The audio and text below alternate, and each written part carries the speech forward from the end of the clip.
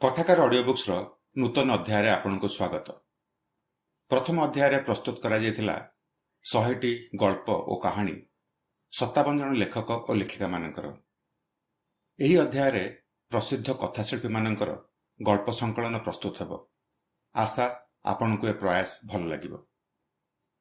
ओडिया साहित्यर जुगपुरुष तथा एक विरल व्यक्तित्व कथाकार सुरेन्द्र महांती एक बहुमुखी प्रचंड प्रतिभा। गद्यशिल्पी सुरेन्द्र महांती साहित्यर विभिन्न विभाग को स्वकीय साधन समृद्ध करथिले। मात्र तांकर क्षुद्र गल्प पाठकों को अभिभूत करे। गल्पगुड़िकर सुरेन्द्रंक व्यक्तिसत्ता अति तीव्र भाव में उपलब्ध होता है। सुरेन्द्र संचयन क्षुद्र गल्प विषय से लिखिछंती, क्षुद्र गल्प कहानी नुहे बा उपन्यासर संक्षिप्त रूप नुहे। संगीतर परिभाषा यह हुए तो नाद, हुए तो कंपन, हुए तो बा मूर्छना, किंतु संपूर्ण संगीत नुहे। क्षुद्र गल्प गोटे सुविस्तृत काल नुहे, यह केवल गोटे मुहूर्त। क्षुद्र गल्प गोटे जीवन चरित नुहे, यह जीवनर एक भग्नांश। यह अनंत विश्वर एक अणुवीक्षणिक चित्र, असीमर ससीम संकेत। सुरेन्द्र महांती 13टी गल्प संकलन स्रष्टा। यही संकलन गल्पगुड़िक व्यतीत सुरेन्द्र संचयन, सुरेन्द्र विचित्रा और उत्कल जुगे जुगे पुस्तक केतोटी क्षुद्र गल्प रही। तांकर शेषस्तंभ पुस्तक कलागत वैशिष्ट्य दृष्टि किछि क्षुद्र गल्प रही। एसबू एकत्रित कले तांकर गल्पर संख्या मोट 147। सुरेन्द्र महांती जन्म 21 जून 1922 मसीह होता। 2022 मसीहा जून मसरे तांकर जन्म शतवार्षिक पालन होची। एही उपलक्ष्य रे कथाकार ऑडियो बुक्स और कथा सम्राट सुरेन्द्र महांती मेमोरियल ट्रस्ट मिलित उद्यम लेखकंकर एक गल्पगुच्छर ऑडियो बुक प्रकाशित होची। एही गल्पगुच्छर ना हैला श्रुति सुरेन्द्र। श्रुति सुरेन्द्र गल्पगुच्छर अन्यतम गल्प मृत्तिकार आत्मा कथाकार ऑडियो बुक्स 102तम प्रस्तुति। आसंतु शुणिबा गल्प मृत्तिकार आत्मा सुबेला पट्टनायक कंठरे। पिचुढला बड़ सड़करू बांकी जाइछि हरिपुर रोड। आरंभरे हरिपुर बजार, शेषरे फिरफिरा थाना। ता पाखको छोटिया मफसली बजार खंडे। फिरफिरा ब्लॉक हवा दिनु सेठी खोलिछि ब्लॉक ऑफिस ओ हाकिम मानक पई आजबेस्टस छाउणी केतेटा सरकारी क्वार्टर्स तैयारी होइछि। ता से फाकको दंडा सेपटे बिरूपा नई। हरिपुर फिरफिरा रोड सरिला। जातीय योजनार संकेत ओ समृद्धि मेंचाई छिंडी पड़िछि किया गोहिरी बाउंस झड़ आउ बिलपाट घेरा एई अंचल रे। हरिपुर फिरफिरा रोड नुआ पिचु होइछि। पिचु ढला सड़क सीधा लंबी जाइछि खंडे कला फिता परी। नहुली कन्यार अंटा चारिपटे गोठ परी। एकदा जो माटी सड़कटी अंकेई बंकेई गाँ दांड मानकरे मोड़ पर मोड़ बुली कोठी किया गोइरी भितरे, कोठी बाउंस झाड़ तले, आउ कोठी बा झंकालिया आंबतोटा कड़ दे बिलपाट भितरे सर्पिल छंदरे फिटी पड़िथिला। बहल पिचु आउ कला गेंगुटीर कबर तले तार देहांत घटिछि। पिचु सड़क दांडीर दुई पाखरे धारे धारे सरुआ पादचला रास्ता। ता पाखको छन्नछनिया घासर सबुज रेखा। सड़कटा अल्प दूर रे बांकी गोपालपुर गाँ को बाँ हाथी काटी पुणी लंबी जाइछि फिरफिरा आड़े। किलोमीटर खुंटी पाखरे सड़क उपरे इटा सिमेंटर गोटाए नुआ पोलो। मांधाता अमलर जिला बोर्ड दिनरू सुकुनई जोड़ उपरे जेउ अणओसारी पोलोटी तैयारी होइथिला, सामान्य अणहुसियारी रे जेउ पोलो उपरे सगड़ उल्टुथिला, एबे से पोलोटी भंगा जाई ता स्थान रे एही ब्रिजटी तैयारी होइछि। मात्र पोलर अर्धवृत्ताकार खिलाण तले जेउ सुकुनई कला मुगुनी पाट आड़ू ତଳର ଧାନ କ୍ଷେତ ଆଡ଼କୁ ବହି ଯାଉଥିଲା, ଆଜି ମଧ୍ୟ ସେହି ଯୋଡ଼ର ଗୋଟାଏ କ୍ଷୀଣଧାର ସେହିପରି ବହି ଯାଉଛି। ଦଳୁଆ ପାଣି ଧାରେ ଧାରେ ଜାତି ଜାତି ଶିଉଳି ଫୁଲ, ଧଳା କଇଁ, ରତା କଇଁ ସେମିତି ଫୁଟୁଛି। ବଗ ସବୁ ମୌନୀ ସାଧୁ ପରି ପାଣି ଧାରେ ଧାରେ ସେମିତି ବସୁଛନ୍ତି। ମାଛରଙ୍କାଏ ସେମିତି କୁଆଡ଼ୁ ଉଡ଼ି ଆସି କେତେବେଳେ ଝାମ୍ପଟିଏ ମାରି ସେଇ ବୁଢ଼ା ଅର୍ଜୁନ ଗଛ ଉପରକୁ ଉଡ଼ି ଯାଉଛି। ଦାଣ୍ଡି ସାହିର କେତେକ ଲଙ୍ଗଳା ପିଲା ସେମିତି ପାଣି କାଦୁଅରେ ଚକଟି ହେଇ କରାଣ୍ଡି ମିନ ଚିପୁଛନ୍ତି। ସେଇ ନିଛାଟିଆ ତାଳଗଛ ମୂଳେ ଭଜନୀ ସ୍ୱାଇଁ ତା ବିଲରେ ଆଣ୍ଠେଇ ପଡ଼ି ଯେମିତି ଏକଦା ବିଲ କାମ କରୁଥିଲା, ତା ପୁଅ ଦୋଳିଆ ଏବେ ସେମିତି ଆଣ୍ଠେଇ ପଡ଼ି ଘାସ ଚାଞ୍ଚୁଛି। ଅଳ୍ପ ଦୂରରେ କେତେଟା ମାଇକିନା ଖାଲି ଟୋକେଇମାନ କାଖରେ ଧରି ସେମାନଙ୍କ ଶାଶୁମାନଙ୍କ ପରି କ'ଣ ଖୋଜି ବୁଲୁଛନ୍ତି କେଜାଣି। କିନ୍ତୁ ପୌଷର ସୁନେଲି ଫସଲ ସବୁ ଅମଳ ସରି କେଉଁଦିନୁ ବେପାରୀମାନଙ୍କ ଟ୍ରକରେ ସହରକୁ ବୁହା ସରିଲାଣି। ସେଦିନର ଫସଲ ଭରା କ୍ଷେତ ସବୁ ଆଜି ଉଦାସ ଶୂନ୍ୟତାରେ ଫଗୁଣର ଖଣ୍ଡିଆଭୂତ ଉଡ଼ା ନିଛାଟିଆ ମଧ୍ୟାହ୍ନରେ ଛାତି ମେଲି ପଡ଼ି ରହିଛି। ସିଦ୍ଧ କାନଗୋଇ ଖରା ଆଡ଼କୁ ପିଠି କରି ଛିଣ୍ଡା ମଫଲର ଖଣ୍ଡେ ଆକର୍ଣ୍ଣ ଗୁଡ଼ାଇ ଅତୀତରେ ଏକଦା ହଳଦିଆ ରଙ୍ଗର ଅବଶେଷ ଠାଏ ଠାଏ ଲାଗି ରହିଥିବା ଖଦି ଦୋସଡ଼ା ଖଣ୍ଡେ ଦେହରେ ଘୋଡ଼େଇ ରେଖାଙ୍କିତ କୁଞ୍ଚିତ ଶୀର୍ଣ୍ଣ ମୁହଁର ନାକ ଆଗରେ ଟିଣ ଫ୍ରେମ୍ ବନ୍ଧା ଚଷମାଟିଏ ଝୁଲାଇ ପାଖରେ ତେଲପଚା ବାଉଁଶ ଠେଙ୍ଗା ଖଣ୍ଡ ଆଉଜାଇ ସିମେଣ୍ଟ ପୋଲର ଗୋଟିଏ ବାଡ଼ ଉପରେ ବସିଥିଲେ। ଉଦାସ ଧାନ କ୍ଷେତ ଆଉ ଦୂରରେ ଝୁଲି ପଡ଼ିଥିବା ରଣକୁହୁଡ଼ିର ଖଣ୍ଡେ ମେଘ ଭିତରକୁ ଚାହିଁ ସେ କ'ଣ ଖୋଜି ହେଉଥିଲେ କେଜାଣି। ହରିପୁର ସଡ଼କ, ଗୋପାଳପୁର ଗାଁ ଆଉ ଚାରିକଡ଼ର ପରିବେଶ ଯାହା ଯେମିତି ଥିଲା ସବୁ ଠିକ୍ ସେମିତି ଅଛି। ସିଦ୍ଧ କାନଗୋଇଙ୍କୁ 3-18 ବର୍ଷ ଚାଲିଲା। ଗୋପାଳପୁର ଗାଁ ଉପ୍ରା ସ୍କୁଲର ସେ ହେଡ୍ ପଣ୍ଡିତ ଥିଲେ। ଉପ୍ରା ସ୍କୁଲ ଏମି ସ୍କୁଲ ହେଲା। ସେ କିନ୍ତୁ ଆଉ ପିଲା ଠେଙ୍ଗେଇ ନ ପାରିବାରୁ 2 ବର୍ଷ ତଳୁ ଚାକିରିରୁ ବିଦାୟ ନେଇ ଘରେ ବସିଲେଣି। ପିଲାବେଳେ ମଧ୍ୟ ସୁକୁନଈ ପୋଲ ଉପରେ ବସିଲେ ଏଇସବୁ ଦୃଶ୍ୟ ଠିକ୍ ଏମିତି ଆଖିରେ ପଡ଼ୁଥିଲା। କାନଗୋଇଙ୍କ ମନରେ ଦମ୍ଭ ଆସିଲା। ଦୁନିଆ ତାହେଲେ ଠିକ୍ ଅଛି। ଏ ଦୁନିଆକୁ ତାହେଲେ ନିର୍ଭୟରେ ବିଶ୍ୱାସ କରିବା ଚଳିବ। ପରିବର୍ତ୍ତନ ଭିତରେ ହୋଇଛି କେବଳ ଶଗଡ଼ ପୋଇଖଳା ମାଟି ସଡ଼କରୁ ପିଚୁ ସଡ଼କ। ହରିପୁର ସଡ଼କର ପଦୋନ୍ନତି ହୋଇଛି ହରିପୁର ଫିରଫିରା ରୋଡକୁ। ସୁକୁନଈର ଯୋଡ଼ର ଅଣଓସାରି ପୋଲ ହୋଇଛି ଏକ ଆଧୁନିକ ବ୍ରିଜ। 2 ପାଖର ବାଡ଼ ସିମେଣ୍ଟରେ ଗଢ଼ା ହେଇ ଚଉଡ଼ା ନିଦା କାନ୍ଥ ପରି ତଳୁ ଉଠିଯାଇଛି। ସହରର ବଡ଼ ରାସ୍ତାମାନଙ୍କ ପରି ପିଚୁଢଳା ସଡ଼କ ଫଗୁଣର କଅଁଳ ଖରାରେ ଚିକ୍ ଚିକ୍ କରୁଛି। ସଡ଼କକୁ ଦେଖିଲେ ମନରେ ସମ୍ଭ୍ରମ ଆସେ।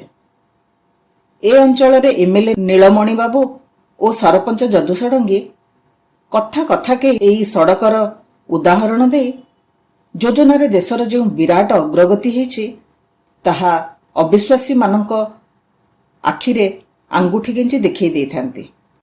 ସିଦ୍ଧ କାନଗୋଇଙ୍କ ଭାବନାର ଖିଅ ହଠାତ୍ ଛିଣ୍ଡିଗଲା। ଫିରଫିରା ଆଡ଼ୁ ଗୋଟାଏ ଧାନ ବୋଝେଇ ଟ୍ରକ୍ ଧୂଳିର ଖଣ୍ଡିଆବୁତ ଉଡ଼େଇ ହରିପୁର ବଜାର ଆଡ଼େ ଛୁଟିଗଲା। ବିପରୀତ ଆଡ଼ୁ ଆସୁଥିବା ସେ ସାଇକେଲ ଚଢ଼ାଳି ଟୋକାଟି ବାଁ କଡ଼କୁ ବୁଲି ପଡ଼ି ନଥିଲେ ଟ୍ରକ୍ ଚାପରେ ଯାଇଥିଲା ନା ଆଉ କ'ଣ?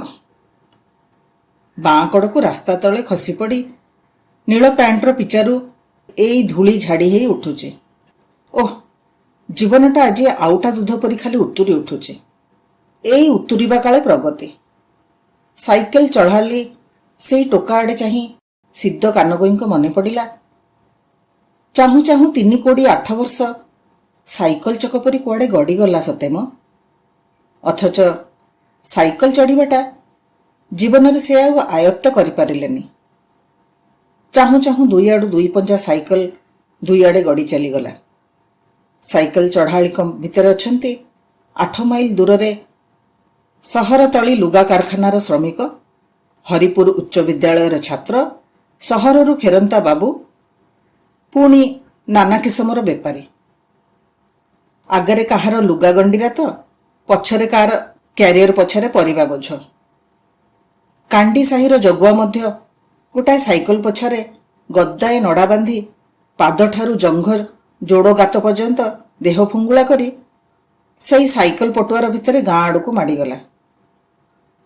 ସିଦ୍ଧ କାନଗୋଇ ଅସହାୟ ଆତ୍ମପ୍ରତ୍ୟୟହୀନ ଦୃଷ୍ଟିରେ ଚଷମାର ମୋଟା ଲେନ୍ସ କାଚ ତଳୁ ଚାରିଆଡ଼କୁ ଚାହିଁଲେ। ଦୁନିଆଟା ପୁଣି ହଠାତ୍ ଓଲଟପାଲଟ ହେଇ ତାଙ୍କୁ ଅଡ଼ୁଆ ସୂତାକାଣ୍ଡି ପରି ଲାଗିଲା।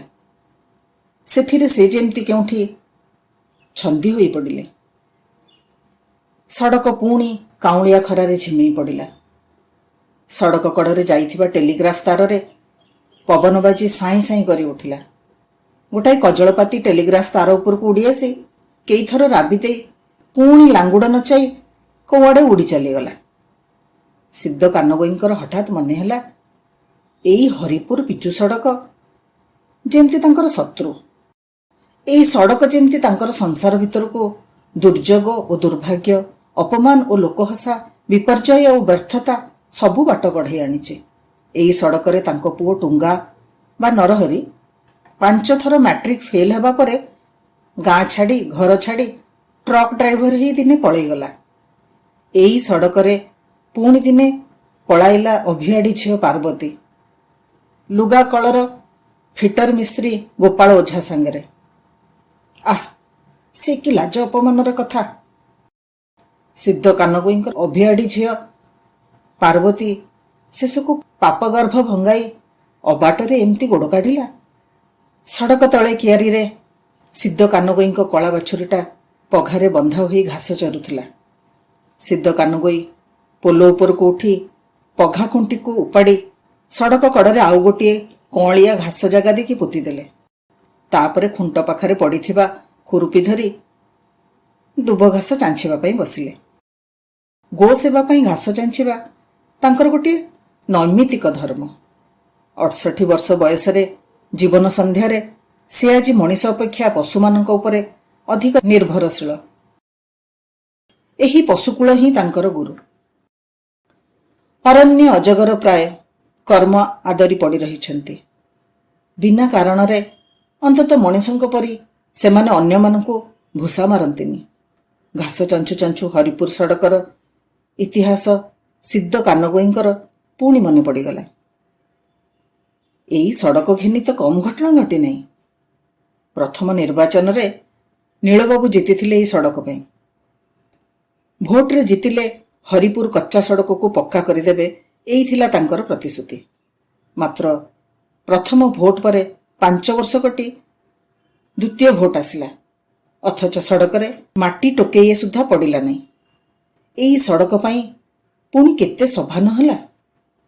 ମାଜିଷ୍ଟ୍ରେଟଙ୍କ ଠାରୁ ମନ୍ତ୍ରୀଙ୍କ ପର୍ଯ୍ୟନ୍ତ, ଉପ୍ରା ସ୍କୁଲର ପୁରସ୍କାର ବିତରଣୀ ସଭାଠାରୁ ମନ୍ତ୍ରୀଙ୍କ ଗସ୍ତ ସଭା ପର୍ଯ୍ୟନ୍ତ ଯେତେବେଳେ ସଭା ହେଇଛି, ସବୁଥିରେ ସଡ଼କ ପାଇଁ କେତେ ମାନପତ୍ର ଲେଖି ସିଦ୍ଧ କାନଗୋଇ ସେସବୁ ପଢ଼ି ନାହାନ୍ତି। ସେଥର ବଢ଼ି ବଦଳ ବେଳେ ସୁକୁନଈ ବଢ଼ିରେ ଏ ଅଞ୍ଚଳରେ ବହୁ ଗାଁ କ୍ଷତିଗ୍ରସ୍ତ ହୋଇଥିଲା। ମନ୍ତ୍ରୀ ଆସିଥିଲେ କ୍ଷତିଗ୍ରସ୍ତ ଲୋକମାନଙ୍କର ଅବସ୍ଥା ଦେଖିବା ପାଇଁ। ଗୋପାଳପୁର ଉପ୍ରା ସ୍କୁଲ ହତାରେ ଯେଉଁ ସଭା ହେଇଥିଲା, ସେଥିରେ ମନ୍ତ୍ରୀଙ୍କ ଉଦ୍ଦେଶ୍ୟରେ ମାନପତ୍ର ପଢ଼ିଥିଲେ ସିଦ୍ଧ କାନଗୋଇ। ହେ ଦେଶବନ୍ଦ୍ୟ ବରେଣ୍ୟ, ମାତୃଭୂମିର ମୁଖ ଉଜ୍ଜ୍ୱଳକାରୀ, ପ୍ରଜାବତ୍ସଳ ମହାମାନ୍ୟ ମନ୍ତ୍ରୀବର, ଆପଣଙ୍କ ପଦରଜ ପଡ଼ି ଆମ୍ଭମାନଙ୍କର ଏହି ଜନପଦ ଆଜି ପବିତ୍ରିତ ହୋଇଛି। ଆମ୍ଭେ ଆପଣଙ୍କୁ କିପରି ଭାବରେ ଅର୍ଚ୍ଚନା କରିବୁ ଜାଣୁନାହିଁ, ଇତ୍ୟାଦି ଇତ୍ୟାଦି। ମନ୍ତ୍ରୀ ମନ୍ଦ ମନ୍ଦ ହସି ମୁଣ୍ଡ ଟୁଙ୍ଗାରୁଥିଲେ। ତାଙ୍କ ପାଖରେ ନୀଳବାବୁ ଏମ୍ଏଲ୍ଏ ଚୌକି ଉପରେ ଅସ୍ୱସ୍ତିରେ ଏକଡ଼ ସେକଡ଼ ହେଉଥିଲେ। ତାଙ୍କ ସମ୍ପର୍କରେ ପଦେ ହେଲେ ସୁଦ୍ଧା ମାନପତ୍ରରେ ଲେଖା ରହିବା ତ ଉଚିତ ଥିଲା। ଏ ପର୍ଯ୍ୟନ୍ତ ସିଦ୍ଧ କାନଗୋଇ ସ୍ୱାଭାବିକ କଣ୍ଠରେ ମାନପତ୍ର ପଢ଼ୁଥିଲେ। ମାତ୍ର ମାନପତ୍ରରେ ଯୋଉଠି ହରିପୁର ସଡ଼କ ପ୍ରସଙ୍ଗ ଆସିଲା, ସେ ଗଳା ଖଙ୍କାରି କଣ୍ଠସ୍ୱର ଚଢ଼ା ପର୍ଦ୍ଦାକୁ ଉଠାଇ ପଢ଼ିଲେ। ଆମ୍ଭେମାନେ ଅତ୍ୟନ୍ତ ଦୁଃଖିତ ଓ ଅନୁତପ୍ତ ଯେ ଆମ୍ଭ ଅଞ୍ଚଳକୁ ଶୁଭାଗମନ ପାଇଁ ଆପଣଙ୍କୁ ଅଶେଷ ଯନ୍ତ୍ରଣା ଭୋଗ କରିବା ପାଇଁ ପଡ଼ିଲା ଓ ଆପଣଙ୍କ ବାଷ୍ପୀୟ ଶକଟଟି ଆପାଦକଟି କର୍ଦ୍ଦମ ମଧ୍ୟରେ ଆସିବା ଫଳରେ ତାହାର ମସୃଣ ଅଙ୍ଗ ନର୍ଦ୍ଦମାକ୍ତ ହୋଇଗଲା।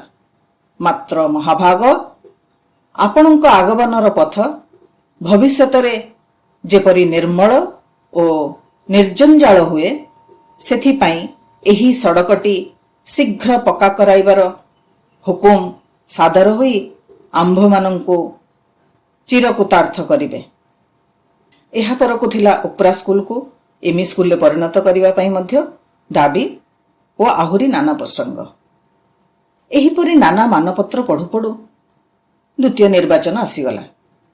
ମାତ୍ର ହରିପୁର ସଡ଼କ ଆପାଦକାଟି କର୍ଦ୍ଦମରୁ ଗଭୀରତର ହେଲା ସିନା, ସେଥିରେ ଟୋକେଇଟିଏ ମାଟି ସୁଦ୍ଧା ପଡ଼ିଲା ନାହିଁ। ସେଥିପାଇଁ ଦ୍ୱିତୀୟ ନିର୍ବାଚନରେ ଏଇ ସଡ଼କ ହେଲା ନୀଳବାବୁଙ୍କ କାଳ। ବରଗଛ ମାର୍କା ଦଳର ଜଗବନ୍ଧୁ ତିଆଡ଼ିଙ୍କର ଏଇ ସଡ଼କ ଆଡ଼େ ଆଙ୍ଗୁଠି ଦେଖାଇ କଂଗ୍ରେସ ପ୍ରାର୍ଥୀ ନୀଳବାବୁଙ୍କ ବିରୁଦ୍ଧରେ ନିର୍ବାଚନ ଅଭିଯାନ ଆରମ୍ଭ କରିଦେଲେ। ଯୋଗକୁ ପୁଣି ଭୋଟ ମାସେ ଅଛି। ହରିପୁର ସଡ଼କରେ ନେଉଳପୁରର ମହାଜନ ଧୋବେଇ ସାହୁଙ୍କ ଶଗଡ଼ ଅନ୍ଧାର ରାତିରେ ହରିପୁର ହାଟରୁ ଫେରୁଥିବା ବେଳେ ସୁକୁନଈ ପୋଲ ଉପରେ ଓଲଟି ପଡ଼ିବାରୁ ବଳଦଟା ପଘାରେ ମରି ଚାଲି ଯାଇଥିଲା। ଶଗଡ଼ିଆ ମଧ୍ୟ ଜଖମ ହେଇ 4 ମାସ କାଳ ଡାକ୍ତରଖାନାରେ ପଡ଼ି ପଡ଼ି ଆଉଷ ଥିଲାକୁ ବଞ୍ଚିଲା।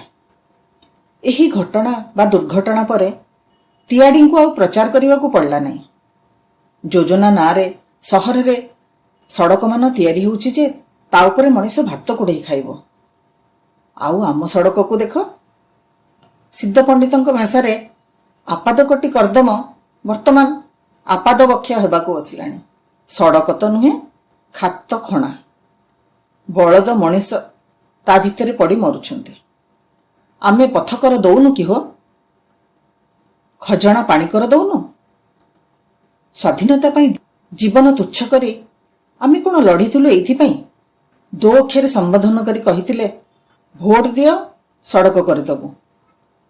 ବୁଝ ବୁଝ, ଏ ଦଗାଦିଆ ଧପ୍ପାବାଜ ଦଳଙ୍କ କଥା ବୁଝ। ଏବେ ଏସବୁ ପରେ ନୀଳବାବୁ ଆନ୍ତର୍ଜାତିକ ବୈଦେଶିକ ନୀତିଠାରୁ ଯୋଜନା ଅର୍ଥନୀତି ପର୍ଯ୍ୟନ୍ତ ଯେତେ ଯାହା ବୁଝେଇଲେ ଆଉ ବୁଝୁଛି କିଏ? ସିଦ୍ଧ କାନଗୁଇ ସେତେବେଳେ ଶତସିଂହର ପରାକ୍ରମରେ ଲମ୍ଫଝମ୍ଫ ଦେଇ ତିଆଡ଼ିଙ୍କ ପ୍ରଚାର କହିଥିଲେ। ଏହି ସଡ଼କ ପାଇଁ ନୀଳବାବୁ ନିର୍ବାଚନରେ ହାରିଲେ। ମାତ୍ର ତିଆଡ଼ି 5 ବର୍ଷ ଭୋଗ କାଟିଲା। ହରିପୁର ସଡ଼କର ଭାଗ୍ୟ କିନ୍ତୁ ଆଉ ଫେରିଲା ନାହିଁ। ବୈଶାଖ ଜ୍ୟେଷ୍ଠ ମାସ 2ଟା ଛାଡ଼ିଦେଲେ ବର୍ଷ ସାରା ହରିପୁର ସଡ଼କ କର୍ଦ୍ଦମ ପଙ୍କର ଶତ ଶତ କ୍ଷତ ମିଳି କ୍ରମେ ଧାନ ବିଲ ସହିତ ମିଶିଯିବା ପାଇଁ ଲାଗିଲା। ନୀଳବାବୁଙ୍କୁ ଲୋକେ ଦେଖେଇ ଶିଖେଇ କାନ୍ଥକୁ ବାଡ଼କୁ କହିବା ପରି କହିଦେଲେ, ତିଆଡ଼ିକୁ ପଚାରୁନା, କୋଉଦିନ ତାଙ୍କ ବରଗଛ ତଳିଆ ଦଳ ଏ ସଡ଼କକୁ ପକ୍କା କରିଦେବେ? ପୁଣି ତ ଭୋଟ ବେଳ ଆସିଯାଉଛି। ବରଗଛ ତଳିଆ ଆକ୍ଷେପରେ ତିଆଡ଼ି ଦଳର ପାଇକ କିଛି ମାଡ଼ ଫୌଜଦାରୀ ପାଇଁ ତିଆର। କ'ଣ ଆମେ ବରଗଛ ତଳିଆ? ଜଗୁବାବୁ କହି ପଠେଇଛନ୍ତି, ସଡ଼କ ନହେଲେ ଅନଶନ କରିବେ, ପ୍ରାଣ ହାରିଦେବେ। ଦେଖିବ ରୁହ, ଥୟ ଧର। କିନ୍ତୁ ଜଗବନ୍ଧୁ ବାବୁଙ୍କ ଅନଶନ ଆଉ ହେଲା ନାହିଁ। ସିଦ୍ଧ ପଣ୍ଡିତଙ୍କ ପାଖକୁ ଲୋକ ଆସିଲେ ପରାମର୍ଶ ପାଇଁ। ଏଥକୁ ଉପାୟ କ'ଣ? ନୀଳବାବୁଙ୍କୁ ସଡ଼କ କଥା କହିବାକୁ ତ ଲାଜ ଲାଗୁଛି। ସିଦ୍ଧ ପଣ୍ଡିତେ ଖାଲି କହିଦେଲେ, ଦେଖ କୋଉ ପାଣି କୁଆଡ଼େ ଯାଉଛି। ନିର୍ବାଚନ ଅଳ୍ପ ଦିନ ଅଛି। ହଠାତ୍ ହାତୀ ପରି ଗୁଡ଼ାଏ ଟ୍ରକ୍ ହରିପୁର ସଡ଼କର କାଦୁଅ ପଙ୍କ ନ ମାନି କଳାଗୋଡ଼ି, ପଥର ପ୍ରଭୃତି ଗଦା କରିବାକୁ ଲାଗିଲେ।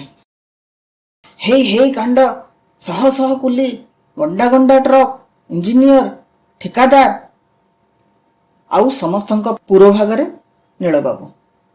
ଅବଶେଷରେ ନୀଳବାବୁଙ୍କ ଚେଷ୍ଟାରେ ହରିପୁର ସଡ଼କ ଯେ ପକ୍କା ହେବାକୁ ଯାଉଛି, ସେଥିରେ କାହାର ଆଉ ସନ୍ଦେହ ରହିଲା ନାହିଁ। ମାସ ଗୋଟାକରେ ହରିପୁର ସଡ଼କ ପିଚୁ ହୋଇଗଲା। ତା ପରକୁ ଗୋପାଳପୁର ଉପ୍ରା ସ୍କୁଲ ଏମି ସ୍କୁଲ ହୋଇଗଲା। କିନ୍ତୁ ଏମି ସ୍କୁଲ ହେବା ମାତ୍ରେ ସିଦ୍ଧ ପଣ୍ଡିତ ସେଠାରୁ ବିଦାୟ ନେଇ ଆସିଲେ। ଏବେ କଥା ପଡ଼ିଛି ହାଇସ୍କୁଲ ହେବ। ନୀଳବାବୁ ପୁଣି ଏମଏଲଏ ହେଲେଣି। ସବୁ ସେ ଦିନର କଥା ପରି ଲାଗୁଛି। କିନ୍ତୁ ଏଇ ପିଚୁ ସଡ଼କ ମଧ୍ୟ ସିଦ୍ଧ କାନଗୋଇଙ୍କ ସଂସାରରେ ଆଣିଦେଲା ଦିନେ ଦୁର୍ଭାଗ୍ୟର ଦୁଷ୍କାଳ। ସିଦ୍ଧ କାନଗୋଇ ଗୋଟାଏ ଲମ୍ବା ଦୀର୍ଘଶ୍ୱାସ ପକାଇ ମନକୁ ମନ କହି ଉଠିଲେ, ସବୁ ହେଲା କର୍ମ। ଭାଗବତ ପରା କହିଛି, କର୍ମର ମୂଳେ ଏ ଜଗତ।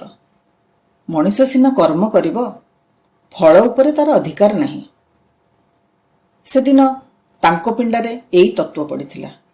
ଗୋପୀ ଷଡ଼ଙ୍ଗୀ, ଚେମି ମହାନ୍ତି, ହରି ସ୍ୱାଇଁ ପ୍ରଭୃତି ଗାଁର ଯେଉଁ କେତେଜଣ ଭାଗବତ ପ୍ରେମୀ ସେଠାରେ ଦୋସଡ଼ା ଖଣ୍ଡେ ଖଣ୍ଡେ ପାଦରୁ ମୁଣ୍ଡ ପର୍ଯ୍ୟନ୍ତ ଢାଙ୍କି ବସିଥିଲେ, ସେମାନେ ମୁଣ୍ଡ ଟୁଙ୍ଗାରି ସେଇ ତତ୍ତ୍ୱ ସମର୍ଥନ କରୁଥିଲେ।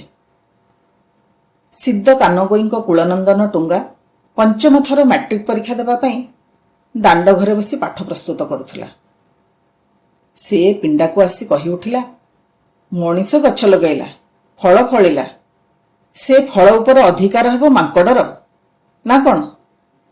ଟୁଙ୍ଗାର ସ୍ୱଭାବ ଏହିପରି ହୁରୁମା। ଗୁରୁଜନ ମାନ୍ୟଜନ ବିଚାର ତା ପାଖରେ ନାହିଁ। ଯେତେବେଳେ ଯେଉଁ କଥା ମୁହଁକୁ ଆସିଲା କହିଲା। ସିଦ୍ଧ କାନଗୋଇଙ୍କ ପ୍ରୌଢ଼ ବୟସରେ ଟୁଙ୍ଗା ବୋଉର ଅସଂଖ୍ୟ ମନାସ ପରେ ଟୁଙ୍ଗା କାନଗୋଇଙ୍କ କୂଳ ଓ କୂଳ ଉଜ୍ଜ୍ୱଳ କରିଥିବାରୁ ଉପ୍ରା ସ୍କୁଲର ଛାତ୍ର ସମାଜରେ ବାଘ ନାମରେ ପରିଚିତ। ସିଦ୍ଧ ପଣ୍ଡିତେ ଟୁଙ୍ଗାର ସବୁ ହୁରୁମାପଣିଆ ମୁହଁ ବୁଜି ସହନ୍ତି, ପାଟି ଫିଟାନ୍ତି ନାହିଁ। ପାଟି ଫିଟେଇଲେ ଘରଣୀ ଆଡ଼ୁ ଦୈହିକ ଆକ୍ରମଣର ଆଶଙ୍କା ଅତୀତର ଅଭିଜ୍ଞତାରୁ ଦୃଢ଼ତର ହୋଇଛି। ବୁଢ଼ାମାନେ ଟୁଙ୍ଗା କଥାରେ ଗୁମ୍ ମାରି ଦଣ୍ଡେ ବସିଗଲେ। ପିଣ୍ଡା ତଳର ଅନ୍ଧାର ଆଉ ଝିଙ୍କାରୀମାନଙ୍କର ଏକଟଣା ଝିଁ ଝିଁ ଝିଲି ଶବ୍ଦ ମଧ୍ୟରେ ଟୁଙ୍ଗାର ପରିହାସ ଅଥଳ ପାଣିରେ ଗୋଟାଏ ଛୋଟିଆ ଗୋଡ଼ି ପରି କେଉଁଆଡ଼େ ବୁଡ଼ିଗଲା। ସିଦ୍ଧ କାନଗୋଇ ମନେ ମନେ ଭାବିଲେ, ଟୁଙ୍ଗାର ଆକ୍ଷେପ ଆପାତ ଦୃଷ୍ଟିରେ ସତ୍ୟ ନିଶ୍ଚୟ। ଏ କାଳ ଲୁଟିଖିଆମାନଙ୍କର କାଳ। କର୍ମ କରିବେ ଦଳେ, କିନ୍ତୁ ବିନା କର୍ମରେ ତାର ଫଳ ଭୋଗିବେ ଅନ୍ୟମାନେ।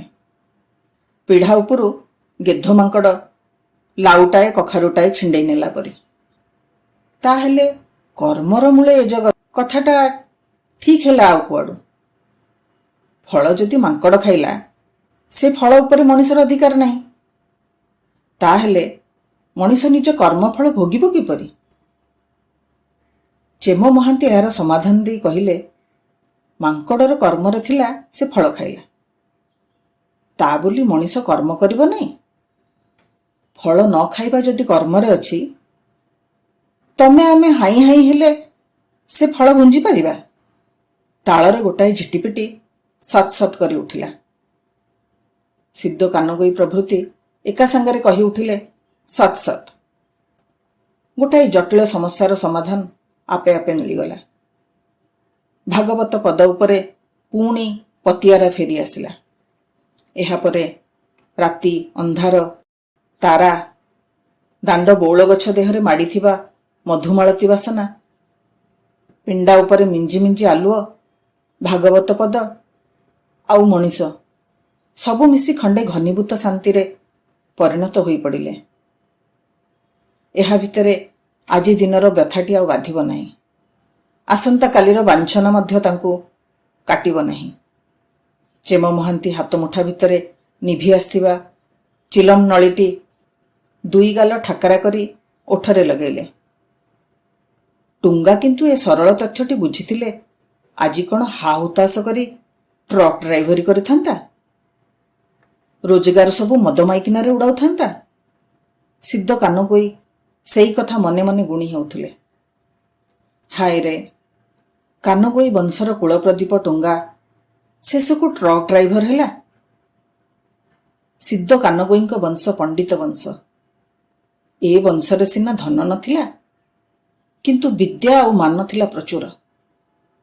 ଘରେ ପେଡ଼ି ପେଡ଼ି ପୋଥି। ସିଦ୍ଧ କାନଗୋଇଙ୍କ ବାପେ ଗୋପୀନାଥ କାନଗୋଇଙ୍କୁ ଏ ଅଞ୍ଚଳରେ ନ ଜାଣେ କିଏ? ଟୋଲ ପଣ୍ଡିତ ଥିଲେ ଇଚ୍ଛାପୁର ଅଧିକାରୀଙ୍କ ମଠରେ। ଗାଦି ଗାଦି ପୋଥି ଉତାରି ଯାଇଛନ୍ତି। ସେଥିରେ ଠାଏ ଲେଖି ଯାଇଛନ୍ତି ମଧ୍ୟ, ହରିହେ ଗଞ୍ଜେଇ କଷ୍ଟ। ପୋଥି ଲେଖୁ ଲେଖୁ ଯେଉଁଠି ଗଞ୍ଜେଇ ସରିଯାଇଛି। ତଥାପି ଏଇ ପୋଥି ସବୁ ବରଣ ହୋଇ ନଗଲେ ସେ ଅଞ୍ଚଳରେ ଭାଗବତ ମେଲଣ ବଢ଼େ ନାହିଁ। ଟୁଙ୍ଗା ସେଇ ବଂଶର ହେଲେ କ'ଣ ହବ? ବିଦ୍ୟା ସହିତ ତାର ଅହିନକୁଳ ସମ୍ପର୍କ। ଥର ଥର ହୋଇ 4 ଥର ମାଟ୍ରିକ ଫେଲ୍ ହେଲା। ଶେଷ ଥର ପରୀକ୍ଷା କେନ୍ଦ୍ରକୁ ଗଲାବେଳେ ଅଣ୍ଟାରେ ଖୁସି ନେଇଥିଲା ପଟେ ଦାଢ଼ୁଆ ଛୁରୀ, ବହି ପୃଷ୍ଠାର ଛିଣ୍ଡା ପୃଷ୍ଠା ସବୁ କପି କରିବା ପାଇଁ। ପରୀକ୍ଷାରେ ଏ ଛୁରୀ କ'ଣ ହବ ଟୁଙ୍ଗା? ସିଦ୍ଧ କାନଗୋଇ ପଚାରିଥିଲେ। ଟୁଙ୍ଗା ଦାନ୍ତ କଡ଼ମଡ଼ କରି ଜବାବ ଦେଇଥିଲା, କପି ଧରିଲେ ଆଜି ମାଷ୍ଟରର ଦିନେ କି ମୋର ଦିନେ।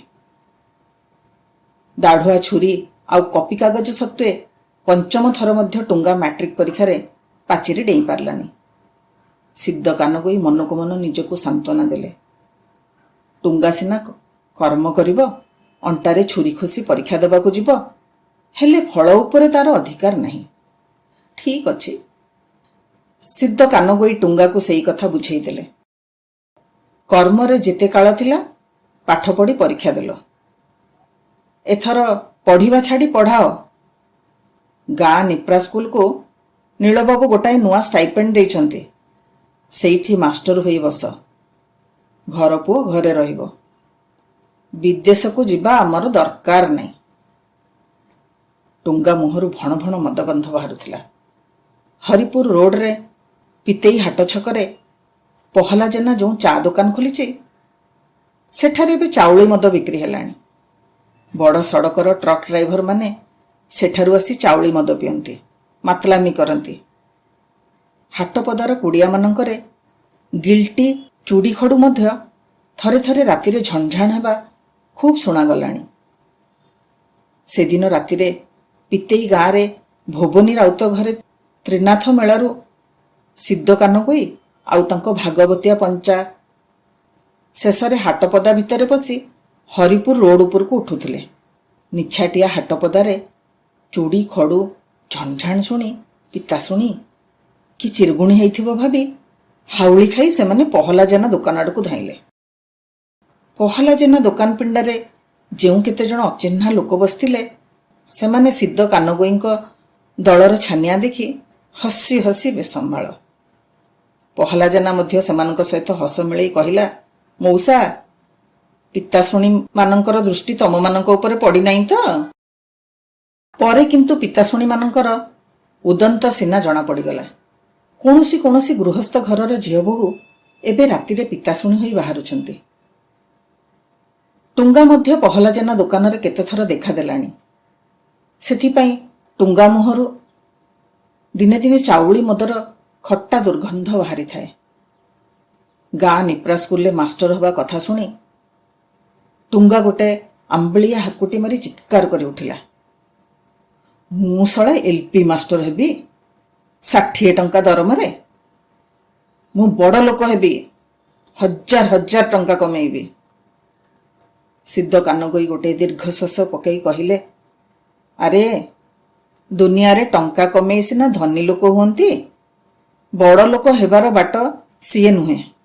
ବଡ଼ ଲୋକ କୋଟିକରେ ଜଣେ। ଟୁଙ୍ଗା ଖିଙ୍କାରି ଉଠିଲା, ଯା, ମୁଁ ଶଳା ସେଇ ଧନୀ ଲୋକ ହେବି। କୈଳାସ 8ମ ଶ୍ରେଣୀ ପାଠ ପଢ଼ି ମାଠିଆ ଠିକାଦାର ପାଖରେ ପେଟି ହଉ ହଉ ଏବେ A କ୍ଲାସ ଠିକାଦାର। ଦୁଆରେ 4-4ଟା ଟ୍ରକ୍ ହାତୀ ପରି ବନ୍ଧା ହେଇଛି। ମୁଁ ସେଇ ପେଟି ହେବି। କିନ୍ତୁ ଟୁଙ୍ଗା ପେଟି ହଉ ହଉ ହେଲା ଟ୍ରକ୍ ଡ୍ରାଇଭର। ଥରେ ଥରେ ରାତିରେ ମାତାଲ ହେଇ ଘରକୁ ଫେରେ। ତା ବୋଉ ପାଖରେ ଖୁବ୍ ଗୁଡ଼ାଏ ଅକାରଣରେ କାନ୍ଦେ, ବାନ୍ତି ଉଛାଳ କରେ। ପିଲାବେଳେ ଯେମିତି ବେକ ଭାଙ୍ଗି ନିଘୋଡ଼ ନିଦରେ ଶୋଇପଡ଼ୁଥିଲା, ସେମିତି ଶୋଇପଡ଼େ। କିନ୍ତୁ ରାତି ପାହାନ୍ତାରୁ ଟୁଙ୍ଗା ପୁଣି ଉଭାନ। ଟୁଙ୍ଗା ବୋଉ ଗହଣାଟାଏ ନୋହିଲେ କଂସା ଲୋଟାଟାର ପତ୍ତା ଆଉ ପାଏନି। ଟୁଙ୍ଗା ବୋଉ ସେଦିନ ମାନଙ୍କରେ ଗୁଡ଼ାଏ ବାହୁନି, ମୁଣ୍ଡ ପିଟେ। ସିଦ୍ଧ କାନଗୋଇଙ୍କୁ ଗୁଡ଼ାଏ ଗାଳି ଦିଏ। ଏପରି ଅପଦାର୍ଥର ହାତ ଧରିବା ଆଗରୁ ମରଣ ହେବା ଉଚିତ ଥିଲା ବୋଲି ଗୁଡ଼ାଏ ହା ଉତାସ କରେ। ସିଦ୍ଧ କାନଗୋଇ ସେଥିରେ କିନ୍ତୁ ଆଦୌ ବିଚଳିତ ହୁଅନ୍ତିନି। ଟୁଙ୍ଗା ବୋଉ ମାଇପି ଲୋକ, କିଛି ବୁଝିପାରୁନାହିଁ, ମନସ୍ତାପ କରୁଛି। ଥିଲେ ତ ସେଇ ଟୁଙ୍ଗା ଭୋଗ କରିଥାନ୍ତା। ସେଇ ଟୁଙ୍ଗା ଏବେ ଭୋଗ କଲା। ଆଉ କ'ଣ? ସେଠକୁ ଏତେ କାନ୍ଦ ବୋବାଳି କାହିଁକି? ଆମେ କ'ଣ ସାଙ୍ଗରେ ଏଗୁଡ଼ା ମଶାଣିକୁ ନିଅନ୍ତେ? ସିଦ୍ଧ କାନଗୋଇ ନିତ୍ୟାନ୍ତ ଅନାସକ୍ତ ଭାବରେ ଗୋଟାଏ ହାତରେ ବାଛୁରୀ ପଘା ଧରି ଆଉ ଆର ହାତରେ ଟୋକେଇଟିଏ ଆଉ ଖୁରୁପି ଖଣ୍ଡେ କାଖେଇ ଗୋ ସେବା ପାଇଁ ବାହାରି ଯାଆନ୍ତି। ତାଙ୍କ ଗୋ ସେବାର କ୍ଷେତ୍ର ସୁକୁନଈ ପୋଲ ପାଖରେ ସଡ଼କ ତଳେ ଛନଛନିଆ ସେଇ ଘାସ ପଡ଼ିଆ। ଦିନେ ସେଇଠାରେ ସିଦ୍ଧ କାନଗୋଇଙ୍କୁ ଘାସ ଚାଞ୍ଚୁଥିବା ଦେଖି ଟୁଙ୍ଗା ତାଙ୍କୁ ମାରେ କି ନ ମାରେ? ଛି ଛି, ଶେଷକୁ ଆସି ଘାସ ଚାଞ୍ଚିବାକୁ ଥିଲା? ତମର ତ ଜୀବନରେ ଉଚ୍ଚ ଆକାଂକ୍ଷା ନାହିଁ, ବଡ଼ ହେବାର ଅଭିଳାଷ ନାହିଁ। ତମରିମାନଙ୍କ ଯୋଗୁଁ ଏ ଦେଶର କିଛି ଉନ୍ନତି ହୋଇପାରିଲାନି। ସିଦ୍ଧ କାନଗୋଇ ଟୁଙ୍ଗା କଥା ନ ଶୁଣିବା ପରି କହିଲେ, ଯା ଯା, ଘରକୁ ଯା, ତୋ ବୋଉ କାନ୍ଦି କାଟି ଅସ୍ଥିର। ଟୁଙ୍ଗା କିନ୍ତୁ ପହଲା ଜେନା ଦୋକାନ ଆଡ଼େ ସାଇକେଲ ଛୁଟାଇ ଦେଲା। ମାତ୍ର ଟୁଙ୍ଗା କଥାଟା ତାଙ୍କ ମନରୁ ଗଲା ନାହିଁ। ସତେ ତ ଜୀବନରେ ଉଚ୍ଚ ଆକାଂକ୍ଷାଟା କ'ଣ ହେବା ଉଚିତ? ସିଦ୍ଧ କାନଗୋଇ ସ୍ଥିର କରିପାରିଲେନି। କେତେଦିନ ପରେ ଏଇ ପୋଲ ଉପରେ ରତରତିଆ ସଞ୍ଜ ମୁହଁ ବେଳେ ଦିନେ ସିଦ୍ଧ କାନଗୋଇଙ୍କର ଭାଗବତୀ ଦଳ ଏକାଠି ହୋଇଥିଲେ। ଟୁଙ୍ଗାର ଗୂଢ଼ କଥାରେ ସିଦ୍ଧ କାନଗୋଇଙ୍କ ମନରେ ଆଘାତ ହୋଇଥିଲା। ଭାଗବତୀ ବନ୍ଧୁମାନଙ୍କ ଆଗରେ ସେ ଦୁଃଖ ଫେଡ଼ି ନ କହିଲେ ଦୁଃଖ ଭାର ମନରୁ ଯିବ ନାହିଁ। କିନ୍ତୁ ଜୀବନରେ ଉଚ୍ଚ ଆକାଂକ୍ଷାଟା କ'ଣ ହେବା ଉଚିତ? ସେମାନେ ମଧ୍ୟ ତାର ସଦୁତ୍ତର ଦେଇପାରିଲେନି। ଗାଁ ମୁଣ୍ଡର ଏଇ ସିମେଣ୍ଟ ପୋଲ ଉପରେ ବୈଠକୀ, ତ୍ରିନାଥ ମେଳା, କିଛି ଶାସ୍ତ୍ର ଚର୍ଚ୍ଚା, ଚିଲ୍ମେ ଗଞ୍ଜେଇ ଆଉ ଦୁଇ ଅଳି ଦୁଇ ମୁଠି ସାକାନ୍ନ, ଏଇ ତ ଯଥେଷ୍ଟ। ନା କ'ଣ କହୁଛ ଚେମାଇ? ଗୋପୀ ଷଡ଼ଙ୍ଗୀ ଗଞ୍ଜେଇ ଚିଲମଟିକୁ ବନ୍ଧୁକ ନଳି ପରି ସଫା କରୁ କରୁ ପଚାରିଲେ। ଚେମ ମହାନ୍ତିଙ୍କୁ ହାଇ ପରେ ହାଇ ଆସୁଥିଲା। ସେ କିଛି ଉତ୍ତର ନ ଦେଇ ଗୁଡ଼ାଏ ଆଙ୍ଗୁଠି ଫୁଟାଇ କେବଳ ରାମ ରାମ କହିବାରେ ଲାଗିଲେ। ମାତ୍ର ହରିସ୍ୱାଇଁଙ୍କ ମନକୁ ଏ ଉତ୍ତର ପାଇଲାନି। ସେ କହିଲେ, ଟୁଙ୍ଗା ପିଲା ହେଲେ କ'ଣ ହେଲା? ୱାଜିବ କଥା କହିଛି। ଦେଶରେ ବଡ଼ଠାରୁ ଛୋଟ ଯାଏ ସମସ୍ତେ କହୁଛନ୍ତି, ଯୋଜନା କରି ଦେଶକୁ ବଢ଼ାଅ, ଆଗାଅ। ଆଉ ତମେ ଘାସ ଚାଞ୍ଚିଲେ ଦେଶ କିପରି ବଢ଼ିବ ହୋ? ସିଦ୍ଧ କାନଗୋଇ ତାଚ୍ଛଲ୍ୟପୂର୍ଣ୍ଣ କଣ୍ଠରେ ଉତ୍ତର ଦେଲେ, ତାହେଲେ କ'ଣ ଠିକାଦାର ଟ୍ରକ୍ ଡ୍ରାଇଭର ହେଲେ ଦେଶ ବଢ଼ିବ? ପହଲା ଜେନା ପରି ଚାଉଳି ମଦ ଚୋରାରେ ବିକିଲେ ଦେଶ ଆଗେଇବ? ଯୋଜନା ତ ତମର ଏଇ ସଡ଼କ, ନା ଆଉ କ'ଣ? କିନ୍ତୁ ହେଇଟି ମୁଁ କହିଦେଉଛି, ଯୋଜନା ସଡ଼କ ତିଆରି ନୁହେଁ। ଯୋଜନା ହେଲା ମଣିଷ ତିଆରି। ସଡ଼କ ହେଲା, ସେଥିରେ ତମର ଆମର କ'ଣ ଗଲା ହୋ? ସହରିଆ ବେପାରୀମାନଙ୍କର ବଣିଜ ବଢ଼ିଲା, ଠିକାଦାରର ଲାଭ ହେଲା, ମଟର ଗାଡ଼ି ସାଇକେଲ ବାଲାଙ୍କର ସୁବିଧା ହେଲା। କିନ୍ତୁ ଏଇ ସଡ଼କ ମଧ୍ୟ ଆଣିଦେଲା ବିନା କର୍ମରେ ଫଳ ଭୋଗର ନିଶା। ଚାଉଳି ମଦ ଆଉ ସଞ୍ଜନ ପଡ଼ୁଣୁ ପହଲା ଜେନା ଦୋକାନ ପଛରେ ବ୍ୟଭିଚାର। ଏଇ ତ ହେଲା ତମର ଯୋଜନା, ନା ଆଉ କ'ଣ? ସିଦ୍ଧ କାନଗୋଇ କଥାଟା କହି ପକାଇ ହଠାତ୍ ଥମକି ରହିଗଲେ। ପହଲା ଜେନା ଦୋକାନ ପାଖରେ ତାଙ୍କ ଅଭିଆଡ଼ି ଝିଅ ପାର୍ବତୀକୁ ମଧ୍ୟ ଗାଁ ଲୋକେ କୁଆଡ଼େ ଥରେ ଥରେ ଦେଖି ସାରିଲେଣି। ଏ ଖବର ଶୁଣି ଘାସ ଚାଞ୍ଚୁ ଚାଞ୍ଚୁ ସିଦ୍ଧ କାନଗୋଇ ମନେ ମନେ ଭାବୁଥିଲେ, ମା ଧରଣୀ ଦ୍ୱିଧା ହେଇଯା। ଏ କଥା ପୁଣି ଶୁଣିବାକୁ ଥିଲା। ହଉ, ଇଏ ବି ପାର୍ବତୀର କର୍ମ କଥା। ଝିଅଟିର ବୟସ ବଢ଼ି ବଢ଼ି ଚାଲିଛି, ପାତ୍ର ମିଳୁନାହାନ୍ତି। ପାତ୍ର ଖୋଜିଲେ ଜାତକ ଶୁଝୁନାହିଁ, ଜାତକ ଶୁଝିଲେ ଯୌତୁକ ସମ୍ବଳ ମିଳୁନାହିଁ। ସେଦିନ ସଞ୍ଜବେଳେ ପାର୍ବତୀ ଖଣ୍ଡେ ସିଲ୍କ ଶାଢ଼ୀ ପିନ୍ଧି ପାଦରେ ଅଳତା ନାଇ ପାନ ଚୋବେଇ ଚୋବେଇ ବାହାରିଥିଲା ହାଟ ପଦାରେ କୋଉ ସର୍କସ ପଡ଼ିଛି ଦେଖିବା ପାଇଁ। ସିଦ୍ଧ କାନଗୋଇ ଦାଣ୍ଡରେ ଗୋରୁ ପିଆଉଥିଲେ। ପାତାଳ କୁହୁଡ଼ି, ଚାଳମାନଙ୍କରୁ ଉଠୁଥିବା ଘଷି ଧୂଆଁ ଆଉ ଜହ୍ନି ଫୁଲର ଗନ୍ଧ ସହିତ ମିଶି ଗାଁ ଉପରେ ଖେଳେଇ ହେଇଯାଉଥିଲା। ସବୁଆଡ଼େ ଶାନ୍ତ ଆଉ ସ୍ତବ୍ଧତାର ଚିତ୍ର। ହଠାତ୍ ଘର ଆଡ଼ୁ ଫଟା କଂସା ପରି ଟୁଙ୍ଗା ବୋଉର ଚିତ୍କାର ଶୁଭିଲା। ଏ ମୁହଁ ସଞ୍ଜୁଟାରେ ତୁ ଏକୁଟିଆ ଝିଅ ଭେଷ ହେଇ ସର୍କସ ଦେଖିବାକୁ ଯିବୁ? ପାର୍ବତୀ ସେହିପରି କଣ୍ଠରେ ଜବାବ ଦେଲା। ସାଙ୍ଗରେ ଆଉ ଗୋଟେ ଆଣି ଦଉନୁ, କିଏ ମନା କରୁଛି? ଆଉ କଣ ମୁଁ ବୁଢ଼ୀ ହେଲେ ଯାଇ ଦେବୁ? କଳେ ପାନଛେପ ପକାଇ ପାର୍ବତୀ ଚଟି ଘୋଷାଡ଼ି ଘୋଷାଡ଼ି ଗାଁ ଦାଣ୍ଡରେ ବାହାରିଗଲା। ସମ୍ପ୍ରତି ସେ ନାରୀକର୍ମୀ, ସେବିକା। ସିଦ୍ଧ ଗାନଗୋଇ ମୁଣ୍ଡ ଆଉଁସି ତଳକୁ ନୁଆଇ କୁଳୁଚି ଗୋଳାଇବାରେ ଲାଗିଲେ। ଟୁଙ୍ଗା ବୋଉ କାଳିସି ଲାଗିଲା ପରି ସିଦ୍ଧ କାନଗୋଇଙ୍କ ପାଖକୁ ଦୌଡ଼ି ଆସି ଚିତ୍କାର କଲେ।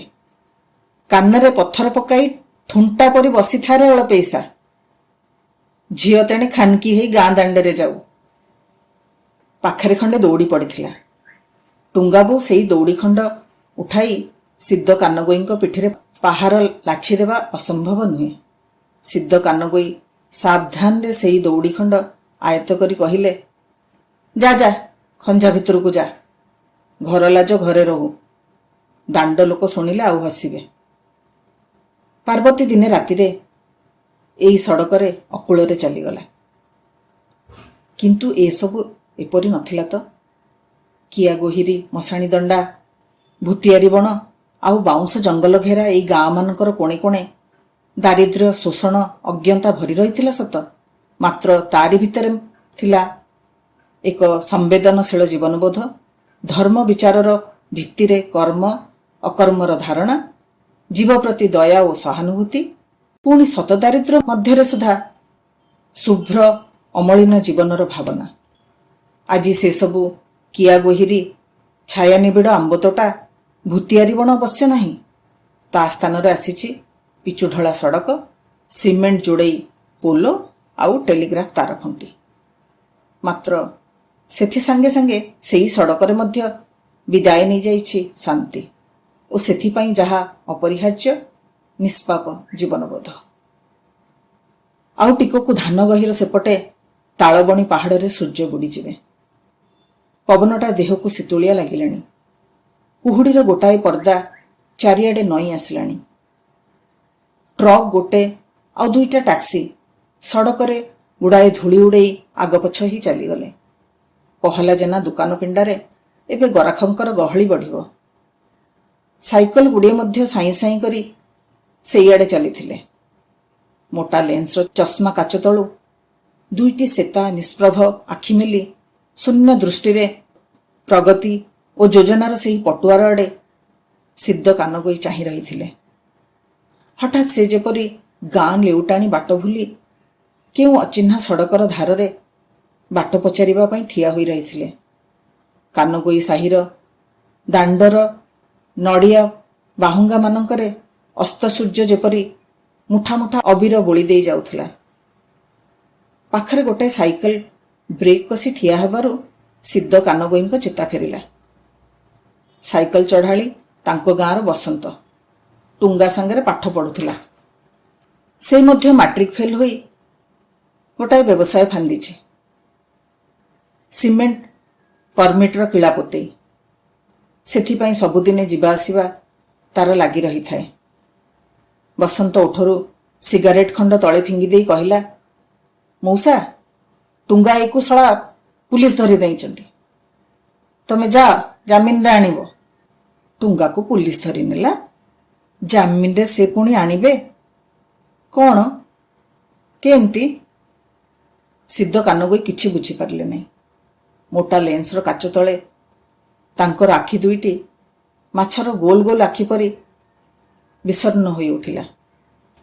ବସନ୍ତ କହିଲା, ଟୁଙ୍ଗା ଏଇ ଟ୍ରକ୍ ଚଲଉ ଚଲଉ ଟ୍ରକ୍ ଚାପାରେ ଗୋଟାଏ ବୁଢ଼ାକୁ ମାରି ଟ୍ରକ୍ ନେଇ ଛୁ ମାରୁଥିଲା। ପୁଲିସ ତାକୁ ଗିରଫ କରିଛି। ବସନ୍ତ ସାଇକେଲ ଛୁଟାଇ ଦେଲା। ପୁଣି ଗୁଡ଼ାଏ ଟ୍ରକ୍, ସାଇକେଲ ଆଉ ଟ୍ୟାକ୍ସି ରାସ୍ତା ଉପରେ ଧୂଳିର ଝଡ଼ ଉପରେ ଚାଲିଗଲେ। ଟୁଙ୍ଗା ଶେଷକୁ ମଣିଷ ମାରିଲା? ଅନେକ ଗଭୀରରୁ ବାହାରି ଆସୁଥିବା ଗୋଟାଏ ଦୀର୍ଘଶ୍ୱାସ ବାହାରି ଆସୁ ଆସୁ ହଠାତ୍ ଯେମିତି କୋଉଠି ଅଟକି ରହିଗଲା। ସିଦ୍ଧ କାନଗୋଇ ଘାସ ଟୋକେଇଟି କାଖ ତଳେ ଧରି ବିଲ ଗୁଳା ଭିତରକୁ ଗଡ଼ିଲେ। ବାଛୁରୀଟା ଖୁଣ୍ଟରୁ ଫିଟେଇ ନେବାକୁ ସେ କିନ୍ତୁ ଭୁଲି ଯାଇଥିଲେ। ବାଛୁରୀଟା ଖୁଣ୍ଟରେ ବନ୍ଧା ରହି ହମ୍ବା ରଡ଼ି ପକେଇଥିଲା। କିନ୍ତୁ ବାଛୁରୀର ହମ୍ବାରଡ଼ି ଶବ୍ଦ କାନକୁ ଯେମିତି ଶୁଣିପାରୁନଥିଲେ।